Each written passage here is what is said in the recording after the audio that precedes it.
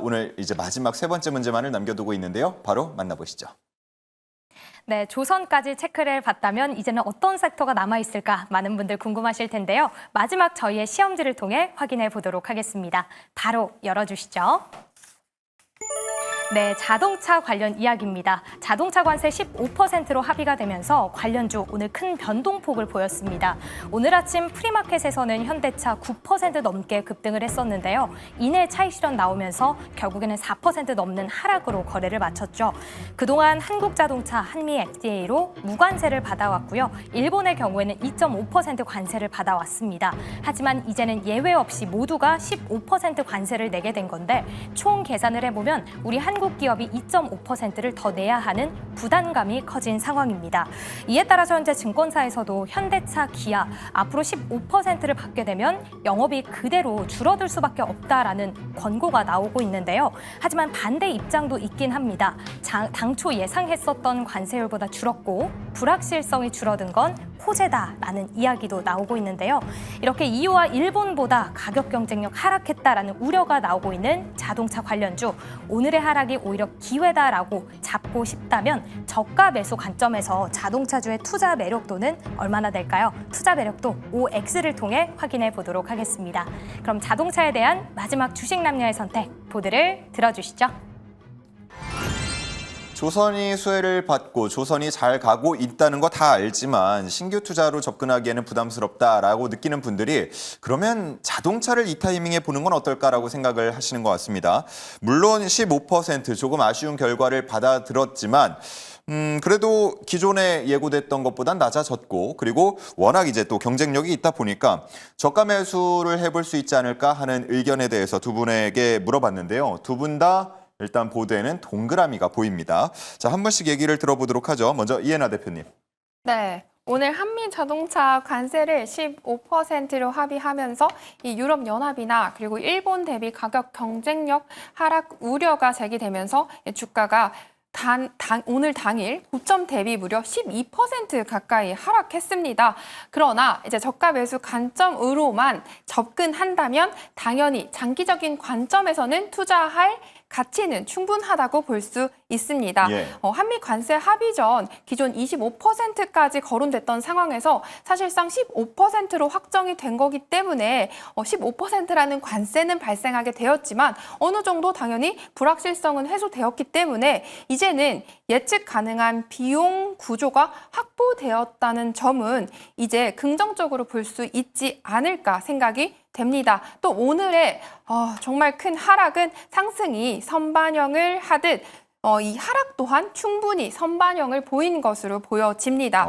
또 현대차와 기아는 이 미국 엘라베마와 조지아에 있는 전기차 공장 가동으로 이 북미 생산을 확대 중에 있기 때문에 관세 리스크도 점차 완화시킬 수 있을 것으로 보여지고요. 그리고 무엇보다 올해 기준으로 이제 퍼가 5배수에 머물러 있으면서 평생 저평가되어 있는 기업이죠. 퍼 5배 그리고 PBR은 0.5 수준으로 엄청난 저평가 매력은 여전히 부각되고 있습니다.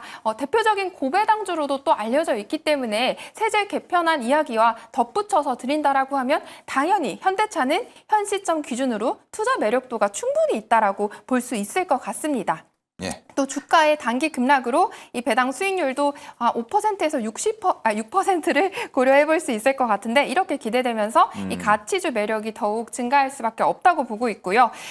오늘 관세로 인해서 이제는 추가적으로 상승할 수 있는 상승 모멘텀들을 더 크게 앞으로는 적용받아야 될 때가 아닌가라고 사실 기대해보고 싶습니다. 그래서 이제 상당히 하단은 제약적인 흐름이 이어질 가능성이 높다고 보지만 또 단기간 내 갑자기 급등할 가능성도 매우 낮다라고 보여지고 있습니다.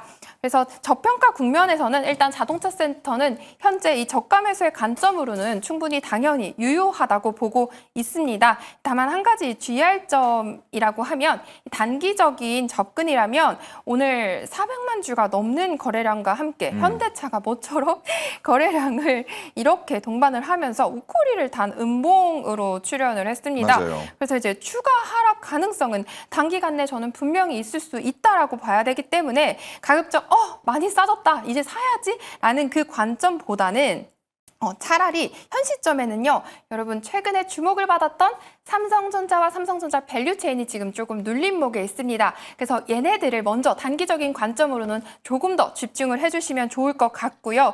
이 현대차는 정말 조금 더 중장기적인 관점에서 나는 쌀 때 20만 원 부근에서 계속 배당 매력을 보고 사 모아 나가야지라는 관점에서는 여전히 유효하다고 볼 수 있을 것 같습니다. 예. 이 장기적으로는 당연히 충분히 매수는 유효, 그리고 단기적으로는 현 시점 접근은 유효해보지 않기 때문에 조금 더 관망을 해주시는 것이 좋을 것 같습니다. 네, 일단은 현대차와 기아 그리고 자동차를 낙관적으로 보는 좀 좋은 쪽으로 해석을 할 수 있는 부분에 대해서는 다 말씀을 해주신 것 같아요. 우려할 점까지 마지막에 짚어주셨는데 우리 송율 매니저님도 동그라미를 그려주셨고 그 안에는 40% 이렇게 써주셨거든요. 어떤 의미입니까? 일단 투자 심리가 단기적으로는 훼손될 수밖에 없기 때문에 40%밖에 책정을 못했고요. 여러분들이 하나 아셔야 되는 건 뭐냐면은 이 관세가 굉장히 민감합니다. 자, 이렇게 생각을 하셔야 되죠. 현대차 같은 경우는 일단 관세에서 벗어났는데 오늘 마이너스 4%대 하락 마감을 했습니다.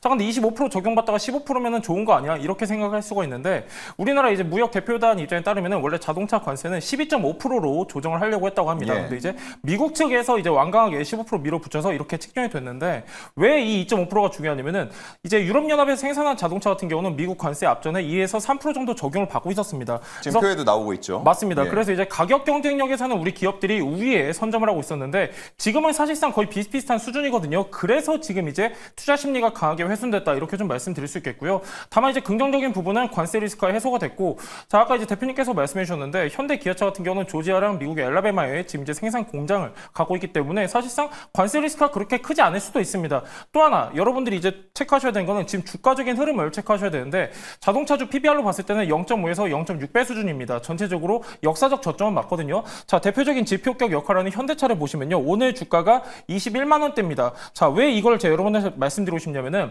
전고점이 작년 6월 거의 30만 원 부근대까지 갔다가 최근에 조정을 받으면서 18만 원 언더까지 갔었는데요. 이거를 왜 제가 말씀드리고 싶냐면은 4월 이제 증시 폭락할 때 이제 이때부터 코스피가 지금 한 40% 올랐습니다. 근데 4월 저점에 대비했을 때 현대차는 지금 주가가 20%밖에 상향되지 않았습니다. 그 얘기는 뭐냐면은 아직까지 증시 상승하는 데 있어서 편승하지 못했다. 그리고 충분히 저평가고 그리고 고배당 매력이 있기 때문에 저는 오히려 눌릴 때일수록 분할 매수 관점이 맞다라고 보고 있으니까요. 여러분들도 이런 투자 포인트 체크하시면 좋을 것 같습니다. 네, 좋습니다. 일단 현대차 말씀을 해주신 것처럼 이 2.5%의 부담을 더 지게 된 부분에 대해서는 앞으로 실적을 통해서 우리가 한번 확인을 해볼 수가 있을 것 같은데 그때까지 다음 실적이 나올 때까지 과연 주가가 어떻게 움직일지 이 부분을 우리가 눈여겨서 바라봐야 할 것 같습니다. 조금 더 눌리고 조금 더 싸진다면 조금씩 담아보자라는 게 두 분의 공통된 의견이었다는 점 마지막으로 전해드리면서 오늘 이렇게 세 가지 문제를 통해서 시장 분석해봤습니다.